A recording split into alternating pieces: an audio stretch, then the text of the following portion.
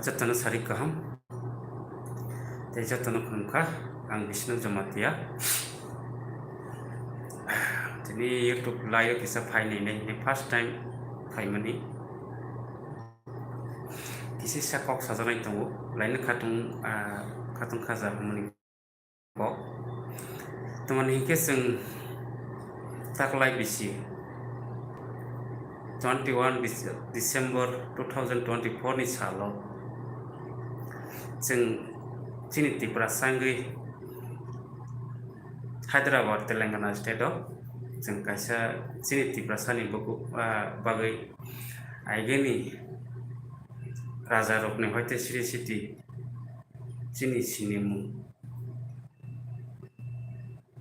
chini tiring bisi kata hin palai laimani salno जों taklai Hyderabad Telangana state chini tiring bisi kita palai nai warsok laija chini kaisa joto Tripura sa Hyderabad tongnai takukte buksang tongnai ro bai warsok laimani kaisa group khalaija Tripura sa thansa Hyderabad noi जों group khalaimani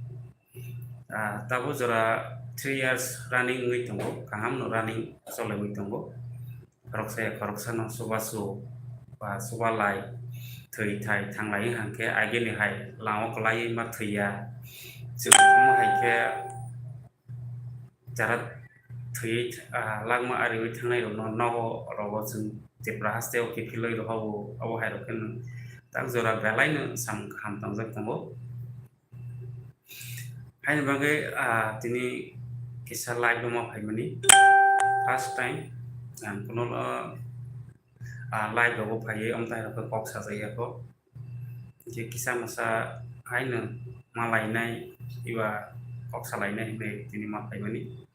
keo setao kernai krei kho korok sa kanu je aste kernai maisa awai keno ke lain khatung jak ani sakhungkai mane ke जों first time chini phatar haste o chini Tripura sani sinimung kumono जों phatar haste o phonok lainai ni wansok laimani belaini khas rangjak asa khayo chini Tripura haste ni lokorok rangjak ni lokorok takho buksang okra sakra mafa bayasari kusuk joto sajak bainai na जों finally wansok laijak wngkha ke chini Tripura haste ro bi chamung musimung abo hairo ke kisa sok hainai chini traditional chini culture ni musamung ro haini Tripura haste ni phai no musabainai जों Hyderabad ro tongnai jara student khai tongnai ro hai nursing khainai ro baksa 2-3 ta chamung chini culture no tei musabainai je jara phainai ro hi tongnai ba naiphaini musuknai ro no ang